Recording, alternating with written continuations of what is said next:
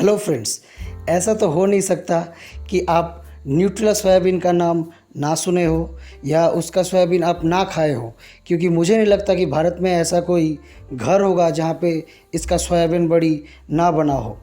तो आपको ये भी पता होगा कि ये इसका जो पेरेंट कंपनी है न्यूट्रेला का, वो पहले रुचि का था, रुचि सोया इंडस्ट्रीज़ का था, लेकिन बाद में आ गया बाबा रामदेव के पतंजलि के हाथ में 2019 को। अब आप ये भी सोच रहे होंगे कि ये 3 साल पुराना बात मैं आपको क्यों कह रहा हूँ, क्योंकि दोस्तों इसी रुचि सोया इंडस्ट्रीज़ का एफपीओ 24 मार्च 2022 को लॉन्च हुआ है और क्लोज़ हो गया है 28 मार्च 2022 को। बहुत ही आकर्षक वैल्यूएशन मिल रहा था 30% डिस्काउंट में, जो कि है आपका 615 से 650 के वैल्यू में मिल रहा था। और अभी इसका प्राइस चल रहा है 950। तो बहुत सवाल या निशान इस पर उठ रहे हैं और बहुत लोगों का सवाल ये है कि ये ठीक रहे, इसको होल्ड करें कि सेल करें कि और बाई करें। तो दोस्तों इसी सवाल का जवाब देने के लिए और पूरी रुचि कंपनी का एकदम टॉप से लेकर बॉटम तक, जब से ये चालू हुआ है तब से लेकर आज तक पूरा इसका कुंडली खोलने वाले हैं दोस्तों। तो दोस्तों मैं आपका बैंकर भाई, और चलिए हम और आप मिल के खोलते हैं रुचि सोया इंडस्ट्रीज़ का कुंडली। तो दोस्तों 1972-73 में सबसे पहले ये कंपनी कारोबार शुरू किया और 1986 के 6 जनवरी को ये बन गया एक पब्लिक लिमिटेड कंपनी, जिसका नाम हो गया रुचि सोया इंडस्ट्रीज़ लिमिटेड। और दोस्तों इसका हेडक्वार्टर है इंदौर मध्य प्रदेश में, और इसके जो एमडी एंड फाउंडर है वो है दिनेश शरा, जिनको 24 सितंबर 2021 को इनको global India life time achievement award मिला था। क्योंकि दोस्तों ये बहुत इम्पॉर्टेंट एक आदमी है जिन्होंने बहुत इम्पॉर्टेंट रोल प्ले किया है येलो रेवोल्यूशन में। दोस्तों येलो रेवोल्यूशन के बारे में आपको शायद पता ही होगा कि ये वो रेवोल्यूशन है जो 1986 से 87 के बीच हुआ था, और एडिबल ऑयल सीड्स के प्रोडक्शन पर बहुत ज़्यादा जोर दिया था, जिससे कि हमें अपना एडिबल ऑयल सीड इंपोर्ट ना करना पड़े। ठीक है, तो आप लोगों को बहुतों को ये भी सोच रहे होंगे कि इसके फादर तो सैम पिट्रोडा है। Sam Pitroda is the father of yellow revolution. तो इनका नाम क्यों लिया जा रहा है? क्योंकि ये दोस्तों इन्होंने बहुत बड़ा रोल प्ले किया था इसी येलो रेवोल्यूशन के ऊपर, इसलिए इनको लाइफ टाइम अचीवमेंट अवार्ड भी मिला। और इन्होंने ही दोस्तों इस कंपनी को, इस रुचि सोया कंपनी को एक मार्केट लीडर बनाया आपका एडिबल फूड्स में, edible oil and soya foods में। ये इस कंपनी को मार्केट लीडर बना दिया था दोस्तों। और यही कंपनी एकदम फर्स्ट एक्सपोर्टर है जो सोयाबीन मील को इंडिया से एक्सपोर्ट करता था दोस्तों। यही कंपनी सोयाबीन मील सबसे पहले एक्सपोर्ट करना शुरू किया था इंडिया से। दोस्तों आप लोग को ये लग रहा होगा कि ये इतना बड़ा कंपनी कैसे बन गया। देखिए ये तो ऐसा नहीं है कि मतलब 1-2 दिन में हो जाता है, ये over the period of time हुआ है दोस्तों। 1991 में वनस्पति प्लांट एडिबल सोया का देखिए, जैसे इसका प्लांट प्रोडक्शन कैपेसिटी था 7,500 मेट्रिक टन। फिर वनस्पति प्लांट एडिबल फ्लोर इसका था 60,000 मेट्रिक टन। और फिर वनस्पति प्लांट एडिबल ऑयल का था 12,000 मेट्रिक टन। फिर 1991 से 92 में टेक्सचराइज सोया प्रोटीन, इसका जो पहले की था 12,000 मेट्रिक टन, उससे बढ़ के हो गया 24,000। और फिर वनस्पति प्लांट एडिबल सॉयल, ये जो 7,500 था वो बढ़ के हो गया 15,000। फिर इसी साल में लेसिथिन प्लांट प्रोडक्शन के ऊपर भी जोर दिया गया दोस्तों। और 1992 से 93 में वनस्पति प्लांट एडिबल सोया का प्रोडक्शन कैपेसिटी कर दिया गया था 30,000 मेट्रिक टन। तो इसी तरह दोस्तों जैसा जैसा साल बढ़ा इन्होंने अपना प्रोडक्शन कैपेसिटी बढ़ाया दोस्तों। और अभी इन लोग का जो प्रोडक्शन कैपेसिटी है, रुचि सोया इंडस्ट्रीज़ का जो प्रोडक्शन कैपेसिटी है, इन लोग के पास 22 मैन्युफैक्चरिंग यूनिट्स है दोस्तों, जो ऑल ओवर इंडिया डिस्ट्रीब्यूटेड है। आपको इस मैप में दिख भी रहा होगा। और रिफाइनिंग कैपेसिटी, इन लोग का रिफाइनिंग कैपेसिटी है 11,000 TPD, मतलब टन्स पर डे। और सीड क्रशिंग कैपेसिटी, मतलब ये जो सीड से जो तेल निकालते हैं, ये सीड क्रशिंग कैपेसिटी है 11,000 TPD। और पैकेजिंग कैपेसिटी है आपका 10,000 TPD, मतलब टन्स पर डे। अच्छा, ऑयल पाम प्लांटेशन, ये जो सबसे पहले शुरू किया था इन्होंने, आपका दिनेश शरा ने। इस ऑयल पाम प्लांटेशन का अभी टोटल एरिया है 2,99,245 हेक्टेयर्स दोस्तों। ये आपको एकदम करेंट वैल्यूएशन हम बोल रहे हैं।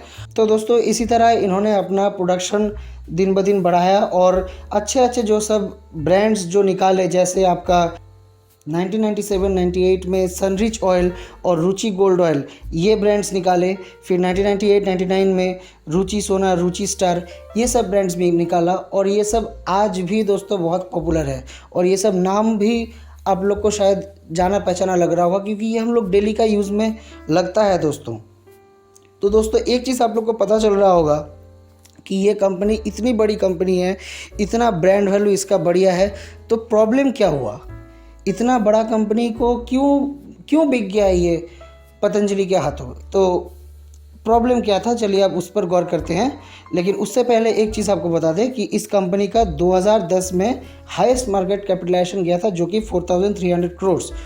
और दोस्तों 2010 के बाद से ही इसका प्रॉब्लम चालू हो गया। 2011 में सबसे ज़्यादा और सबसे पहले प्रॉब्लम क्रिएट किया इंडोनेशिया ने, क्योंकि इंडोनेशिया से ही दोस्तों सबसे ज़्यादा क्रूड ऑयल का एक्सपोर्ट होता था और इंडिया उसको इंपोर्ट करता था। और रुचि इंडस्ट्रीज़ क्या करती थी? रुचि इंडस्ट्रीज़ उस क्रूड ऑयल को लेकर रिफाइन करते थे। रिफाइन करके उस रिफाइंड ऑयल को, रिफाइंड एडिबल ऑयल को इंडियन मार्केट में वो बेचते थे या सप्लाई करते थे। ये रिफाइंड ऑयल रुचि से और भी बहुत सारे छोटे छोटे जो कंपनीज़ हैं जो लोग अपना ब्रांड डाल के बेचते हैं सामान, एकदम कंज्यूमर गुड्स, तो वो लोग इनसे लेते थे। ठीक है, आपको शायद सुन के ये हैरानी हो रहा होगा कि शैम्पू में भी ये ऑयल यूज़ होता है। तो बात ये था, ऐसा नहीं है कि रुचि मतलब सिर्फ अपने ही ब्रांड बेचते थे, वो लोग छोटे छोटे कंपनीज़ को भी बेचते थे जो लोग इसका इस्तेमाल करके अपना प्रोडक्ट बनाते थे दोस्तों।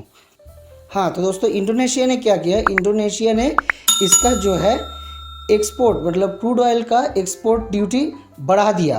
पहले जो था 15% एक्सपोर्ट ड्यूटी, उसको 1.5% मतलब 150 बेसिस पॉइंट्स बढ़ा के 16.5 कर दिया दोस्तों। और ये तो किया ही, और उसके बाद एक और चीज़ जो सबसे ज़्यादा और प्रॉब्लम क्रिएट कर दिया कि रिफाइंड ऑयल के एक्सपोर्ट, मतलब देखिए इंडोनेशिया भी तो बेवकूफ़ नहीं है, वो भी देख रहा है कि अरे ये तो हमारा क्रूड ऑयल लेके रिफाइन कर रहा है और उसको ज़्यादा दाम में बेच रहे हैं। तो इसलिए उन्होंने क्या किया कि क्रूड ऑयल का एक्सपोर्ट का दाम बढ़ा दिया और रिफाइंड ऑयल का, रिफाइंड एडिबल ऑयल का एक्सपोर्ट का दाम घटा दिया दोस्तों। एक्सपोर्ट ड्यूटी घटा दिया, कितना?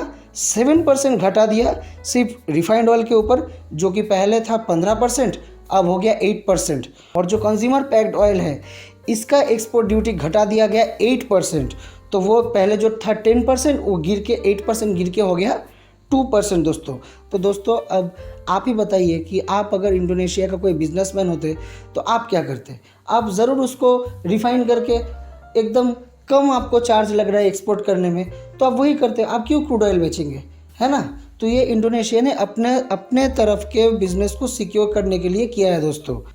तो दोस्तों इससे क्या हो गया, रुचि सोया इंडस्ट्रीज़ को यही क्रूड ऑयल अब ज़्यादा दाम में ख़रीदना पड़ रहा था और कंपटीशन भी मार्केट में बढ़ रहा था, क्योंकि देखिए अब इंडोनेशिया वाले भी रिफाइंड ऑयल एक्सपोर्ट कर रहे हैं कम दाम में, इसलिए उसका कंपटीशन बढ़ रहा है।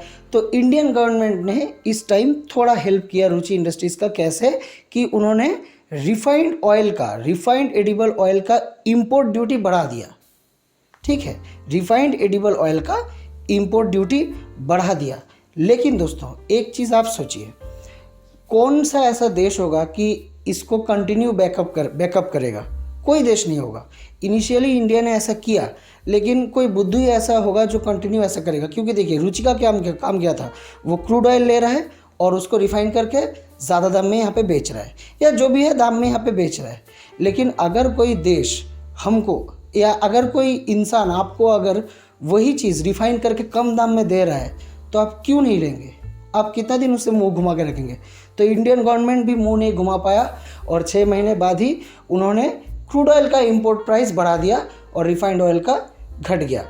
तो इससे फिर रुचि सोया इंडस्ट्रीज़ का घाटा ही हुआ दोस्तों। और ये दोस्तों हमेशा देखा गया है कि जब भी इंडोनेशिया अपने रिफाइंड पाम ऑयल का एक्सपोर्ट प्राइस घटाता है, तभी इंडिया का इंपोर्ट बढ़ जाता है। और कोई भी यही करेगा दोस्तों। कोई ऐसा नहीं है कि क्रूड ऑयल खरीद के रिफाइन करके उसको बेचेगा और कस्टमर्स को ज़्यादा दाम में खरीदेगा। ये कभी नहीं होगा दोस्तों, ये कभी नहीं होगा। तो इसलिए रेडीमेड रिफाइंड माल मिल रहा है, इसको हमारे यहाँ के इम्पोर्टर्स खरीद रहे हैं और हमारे यहाँ पे कम दाम में बेच रहे हैं, तो यही बेहतर है। देखिए दोस्तों, ये तो गया एक पहलू। इसके बाद और भी कई सारे पहलू है, जैसे लॉन्ग टाइम नो रेन, मतलब बहुत दिनों से बारिश नहीं हो रहा था दोस्तों। जैसे कि 2014-15 में मॉनसून, इंडिया में मॉनसून का सीज़न बहुत ही ख़राब चल रहा था। कंटिन्यू ड्रॉट टाइप सिचुएशन हो गए थे और बहुत क्रॉप फेलर हुआ था दोस्तों। और क्रॉप फेलर होने के कारण ये हमारा सीड प्रोडक्शन नहीं हो पा रहा है, और सीड प्रोडक्शन नहीं हो पा रहा है तो ऑयल कहाँ से आएगा, ऑयल प्रोडक्शन नहीं हो रहा था। लेकिन प्रॉब्लम ये था कि ये मॉनसून वाला केस सिर्फ इंडिया में ही था दोस्तों, दूसरे कंट्रीज़ में ऐसा नहीं था। यूएसए, ब्राज़ील, अर्जेंटीना, इन लोग का प्रोडक्शन एकदम सही चल रहा था दोस्तों। इसका मतलब क्या हुआ, मार्केट में जितना भी डिमांड था वो लोग सप्लाई दे रहे थे। हमारे तरफ से रुचि सोया इंडस्ट्रीज़ कुछ भी नहीं कर पा रही थी क्योंकि लक ख़राब था दोस्तों। इसमें हम यही बोल सकते हैं कि इनका लक ख़राब था। अब देखिए, अब आप देख रहे हैं कि इंडिया में तो बहुत दिनों से बारिश तो ठीक ठाक से हो नहीं रहा है। इसका मतलब जो क्रॉप प्रोडक्शन है, क्रॉप प्रोडक्शन घट गया है। क्रॉप प्रोडक्शन में स्कार्सिटी आएगा, इसलिए चीज़ का, सामान का दाम बढ़ेगा, एडिबल ऑयल का दाम बढ़ेगा।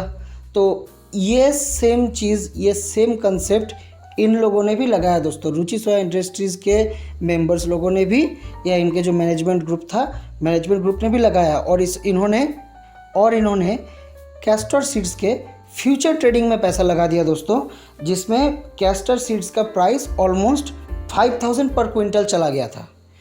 इन्होंने फ्यूचर में सही कंसेप्ट देकर पैसा तो लगाया, ये तो ठीक है, लेकिन इन्होंने एक बहुत बड़ी गलती कर दी कि ये लोग इस फंड को हेज नहीं किए। हेज मतलब फ्यूचर में हेज करना बहुत ज़रूरी है। हेज मतलब क्या है कि आप आपका जो टारगेट है उसको आप प्रोटेक्ट कर रहे हैं, कि आप फ्यूचर मतलब क्या है कि एक पर्टिकुलर डेट में जाके आपको ये पैसा चाहिए, तो उसको आप प्रोटेक्ट कर रहे हैं। उस दिन मार्केट और ज़्यादा बढ़े या क्रैश हो, उससे कोई मतलब नहीं है, ये करना ही चाहिए।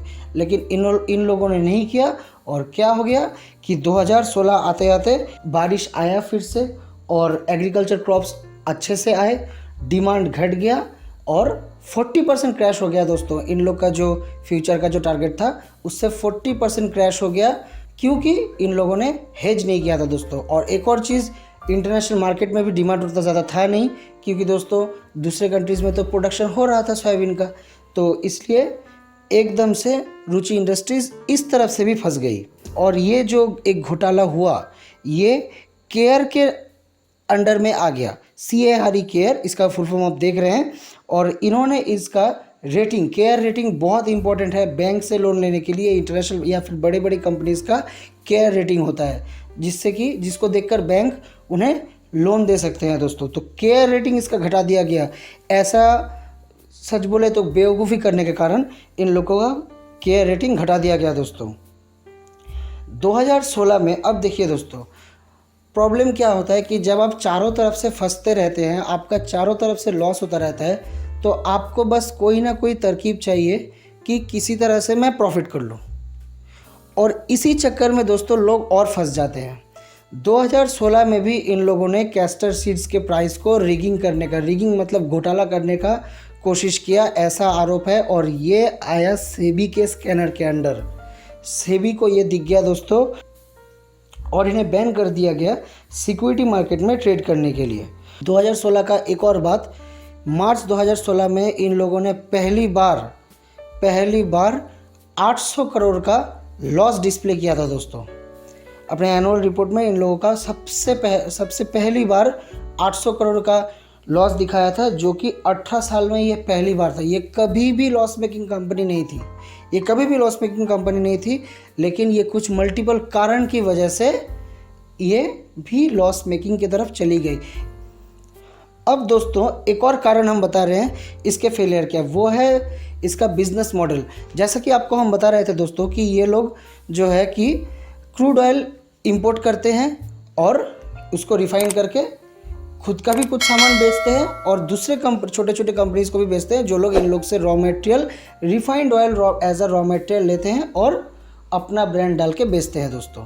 और ये इसका बहुत बड़ा एक इसका एक गलती हम कह सकते हैं कि गलती था, क्योंकि देखिए अब ये रुचि कंपनी रिफाइंड एडिबल ऑयल दे रही है दूसरे छोटी कंपनीज को, वो इससे ले रहे हैं माल। और बिज़नेस में कभी कोई कैश में काम नहीं होता दोस्तों, हमेशा उधारी में चलता है। तो दोस्तों इसलिए ये छोटे छोटे कंपनीज जो इससे एडिबल ऑयल ले रहा है, ये तो कैश में तो नहीं ले रहा है, ये बोल रहे हैं कि हम बाद में आपको पैसा देंगे। कब देंगे? जब हमारा माल बाज़ार में बिकेगा, हमको मार्केट से पैसा मिलेगा तब देंगे। तो इससे क्या हो गया कि ये छोटा छोटा, इसको बोलते हैं रिसीवेबल, मतलब जो रुचि कंपनी को मिलेगा, तो ये रिसीवेबल दोस्तों बढ़ने लगा, क्योंकि इन लोग का ये बिजनेस मॉडल के कारण। अगर ये डायरेक्ट सामान बेचता तो ऐसा प्रॉब्लम नहीं होता। अब ये देखिए, अब कंपनी को तो पैसा चाहिए, कंपनी ने माल दिया उसको तो पैसा चाहिए, लेकिन पैसा तो उसको मिल नहीं रहा है। तो इसको मिटिगेट करने के लिए रुचि सोया कंपनी ने क्या किया दोस्तों, ये लोग शॉर्ट टर्म डेट, मतलब शॉर्ट टर्म लोन लेने लगे उस वक्त के अपने रिक्वायरमेंट को पूरा करने के लिए, क्योंकि रुचि को तो पता है कि हमको तो उस कंपनी से पैसा मिल ही जाएगा। लेकिन 2018 मार्च को रुचि विवश हो गई 5,000 करोड़ राइट ऑफ करने के लिए। 5,000 करोड़ रिसीवेबल राइट ऑफ करने में रुचि विवश हो गई, क्योंकि इसको पैसा नहीं मिल रहा था। और ये इसके बिजनेस स्ट्रेटेजी का बहुत बड़ा गलती था दोस्तों, बहुत बड़ा गलती था। और 2017 में ये कंसोर्टियम ऑफ बैंक्स, जो कि जिसमें SBI, IDFC सब थे और लीड कर रहा था SBI, इन्होंने रुचि को बैंकरप्सी कोर्ट में ले आया।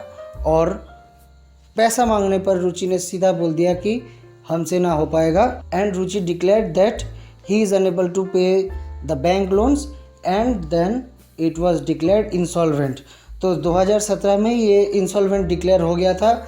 2018 में जो भी कुछ आशा के थोड़ी किरण थे कि हमारे जो ड्यूज़ आने वाले हैं, जो शॉर्ट टर्म रिसीवेबल जो आने वाले वो आएंगे, कुछ भी नहीं आया है। 5,000 करोड़ मार्च महीना को, 2018 के मार्च को 5,000 करोड़ इन्हें राइट ऑफ करना पड़ा था दोस्तों।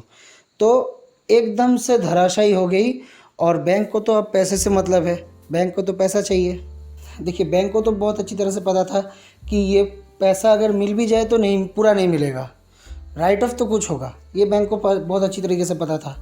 और दूसरा कि अपना पैसा तो गया ही है और जो भी आने वाला है इससे तो मिलने वाला है नहीं, तो इसके बिहाफ में अगर कोई और दिया तो बेहतर है। और इसलिए बैंक ने sell it to another FMCG, इसका एक आइडिया पकड़ा दोस्तों कि ये तो पैसा नहीं दे पाएगा, तो चलिए इसको हम दूसरे FMCG को बेचते हैं, अगर कोई इसको ख़रीदना चाहे तो। और इसको ख़रीदने के लिए बहुत बड़े बड़े लोग खड़े ही थे, क्योंकि Ruchi is itself a big company, it is a proven company, जो कि वक्त के साथ कुछ बैड लक और कुछ गलतियों के कारण, गलत डिसीजनों के कारण over the period of time एक लॉस मेकिंग कंपनी बन गई। लेकिन इसका ब्रांड वैल्यू अलग था दोस्तों, इसका ब्रांड वैल्यू बहुत बड़ा था। तो इसलिए इसको खरीदने के लिए बड़ी बड़ी कंपनीज कूद पड़ी, जिसमें अदानी एंड विल्मर और हमारे बाबा जी के पतंजलि सबसे पहले थे दोस्तों। और अल्टीमेटली बहुत घमासान, क्या बोलते हैं, युद्ध तो नहीं बोल सकते, लेकिन बहुत घमासान बेट के बाद पतंजलि ने इसको 4,350 करोड़ रुपए में ख़रीद लिया दोस्तों। लेकिन अगर आप ये सोच रहे हैं कि ये पैसा पतंजलि ने अपने पॉकेट से दिया था, तो ये पूरा गलत सोच रहे हैं दोस्तों। टोटल जो ड्यू था वो था आपका 9,630 करोड़ का टोटल, और दिया उसमें कितना, 4,350 करोड़, और अपने पॉकेट से कितना दिया, 1 रुपये भी नहीं। ये पूरा जो अमाउंट था, ये पूरा अमाउंट पतंजलि ने उसी बैंक से लोन लेकर दिया था दोस्तों, जिन्होंने रुचि से फाइनेंस किया। अब देखिए, बैंक जब लोन देता है, बैंक तो सिक्योरिटी मांगेगा ही कि भाई आप लोन ले रहे हैं, आपको सिक्योरिटी देना होगा। तो पतंजलि ने क्या कह दिया कि जिस कंपनी को खरीदने के लिए आप हमको पैसा दे रहे हैं, उसका शेयर आप गिरवी रख लीजिए। एकदम होम लोन की तरह दोस्तों, घर बनाने या घर खरीदने के लिए बैंक पैसा देता है और हम उसी घर को बैंक के सामने गिरवी रख देते हैं। तो पतंजलि ने भी एकदम सेम आइडिया लगाया। उन्होंने कहा कि इसी के शेयर को आप प्लेज करके रख लीजिए। और दोस्तों 4,350 करोड़ रुपए दिया तो हुआ, लेकिन 54% तो आपको पता ही चल रहा है कि 54% राइट ऑफ हो गया दोस्तों। ये भी एक बहुत बड़ी बात है। तो रुचि सोया इंडस्ट्रीज़ का ट्रेडिंग बंद करना पड़ा 14 नवंबर 2019 को, और ये कंपनी फिर से रिलिस्टेड हुई 27 जनवरी 2020 को, और इसका लिस्टिंग प्राइस था 16 रुपये 50 पैसे। लेकिन ये 5 महीने के अंदर अंदर 8,750% बढ़ी। इसके पीछे बहुत सारे कारण हैं। सबसे पहला कि रुचि का खुद का ब्रांड वैल्यू था दोस्तों, लोग इस कंपनी को चाहते थे। दूसरा कि इसके साथ बाबा रामदेव यानी पतंजलि का नाम भी ऐड हो गया है, तो इसका ब्रांड वैल्यू और भी बढ़ गया है। तीसरा ये है कि इस कंपनी के ऊपर, इस पतंजलि कंपनी के ऊपर बहुत एलिगेशंस है कि ये लोग कुछ अनफेयर प्रैक्टिसेस यूज़ करते हैं इसको बढ़ाने के लिए, तो उसमें मैं बाद में आ रहा हूँ। लेकिन मेन जो फैक्टर जो बढ़ने के लिए था यही था, मार्केट सेंटीमेंट बेटर था दोस्तों, ये एक बात में हम कह सकते हैं। लेकिन एक और बात ये भी था दोस्तों कि पतंजलि के पास 98.9% शेयर थे रुचि के, लेकिन एज़ पर दी नॉर्म्स 25% हमें पब्लिक में डिस्ट्रीब्यूट करना होगा। 75% प्रोमोटर रख सकते हैं, 25% आपको पब्लिक करना होगा। तो इसके लिए उनको डेडलाइन दिया गया 3 साल का, मतलब 27 जनवरी 2020 को ये रिलीज हुई थी, तो 26 जनवरी 2023 के अंदर अंदर इसको अपना जो शेयर होल्डिंग है 98 से घटा के 75% में लाना होगा दोस्तों। उसी के लिए ये FPO लॉन्च किया गया है दोस्तों। और इस FPO लॉन्च के बाद अभी जो प्रोमोटर का होल्डिंग है वो है 81%। मतलब आप एकदम समझ लीजिए कि और बाकी 6% के लिए भी फिर से FPO आ सकता है या आना चाहिए। तो देखिए अभी जो फ़िलहाल ये FPO लॉन्च हुआ है, यहाँ से 4,300 करोड़ माल उठाया दोस्तों पतंजलि ने, और वहाँ से 2,925 करोड़ देकर इन्होंने बैंक का लोन, ये दावा कर रहे हैं कि हमने बैंक का लोन रीपे कर दिया है, हम डेट फ्री हो गए हैं। और ये उन्होंने SBI को ही दिया है, जो कि वो कंसोर्टियम ऑफ बैंक्स का जो हेड है, मेन जो लीडर है, उसी के पास ये अमाउंट दिया है।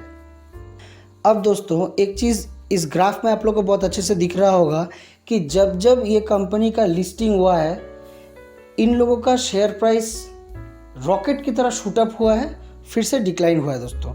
ये रॉकेट की तरह शूटअप होने का कुछ कारण मैं आपको पहले भी बताया हूँ कि इसका खुद का मार्केट रेपुटेशन है रुचि का, फिर पतंजलि का भी मार्केट रेपुटेशन है, और अभी तो फ़िलहाल ये जिस टाइम में ये जो FPO आया, मार्केट तो ऐसे ही डाउन था, उसको बढ़ना था, तो उसके साथ साथ फिर से बढ़ गया।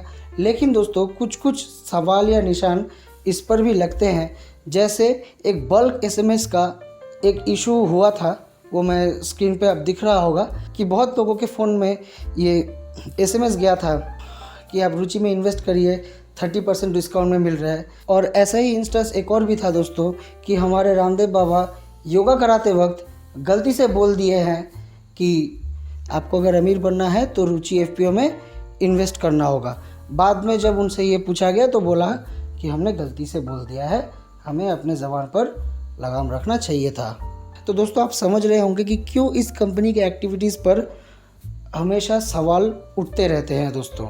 और एक चीज़ हम आपको बताएंगे कि ये जो 30% डिस्काउंट का जो बार बार ये बोला जा रहा है कि 30% डिस्काउंट, तो एक चीज़ आप देखिए, मैं जो ग्राफ आप लोग के सामने दिया हूँ, यहाँ से आप एवरेज देखने से आपको पता चल रहा है कि इसका ये लास्ट 2 साल में एवरेज प्राइस ही था 600 साढ़े 600।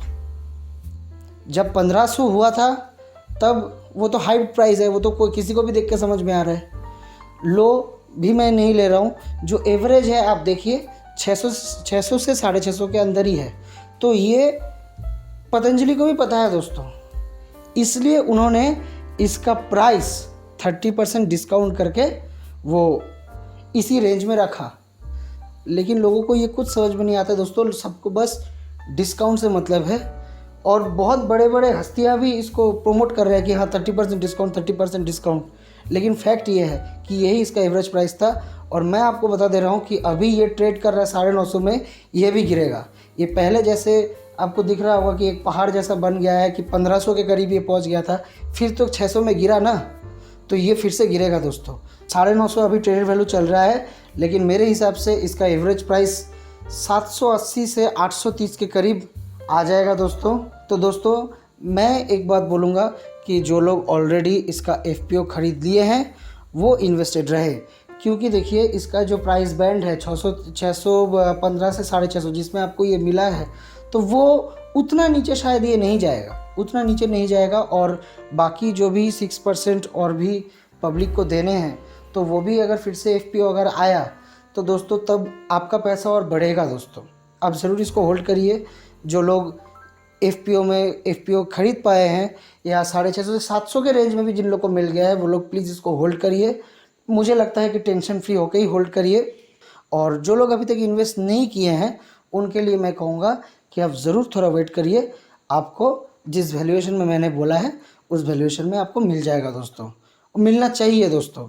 लेकिन मैं एक और बात दोनों के लिए बोलूँगा, जो लोग इसको होल्ड करना चाहते हैं और जो लोग नए से ख़रीदना चाहते हैं, दोनों के लिए बोलूँगा कि आप ज़रूर इस कंपनी के क्वार्टरली रिपोर्ट्स पर हमेशा ध्यान रखिएगा, क्योंकि किसी को नहीं पता कि बाबा जी कब क्या कर जाए, कब क्या खेल जाए, कब किसी बात से मुकर जाए या कब कोई बात कर दें। तो दोस्तों उम्मीद है कि ये वीडियो आपको अच्छा लगा होगा, और ऐसा ही और भी कुछ वीडियोस आपको स्क्रीन के ऊपर दिख रहे होंगे, आप उसमें क्लिक करके उसको देख सकते हैं। तो धन्यवाद दोस्तों, ये वीडियो अभी यहीं पर ख़त्म होता है, फिर मिलेंगे एक नए वीडियो में।